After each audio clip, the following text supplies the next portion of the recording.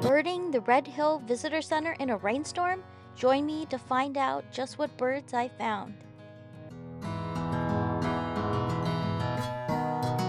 Hi there! I made it to the National Park entrance, so I'm going to go in and check out what birds are around. I've already seen a lot on the way in. It's been raining a little bit, which was kind of exciting for the desert. It's not monsoon season. And so I'm just enjoying the view and looking for birds as I go. Ooh, there goes a bunny.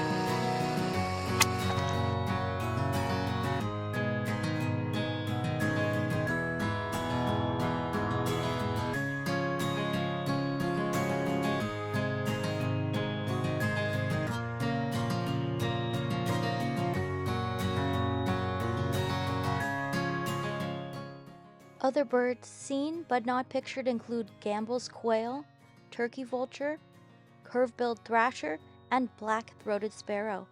This ended up being a beautiful day to see some birds and enjoy the scenery. I hope you enjoyed this. Thanks for watching. Be sure to like, subscribe, and hit the bell to be notified of new videos.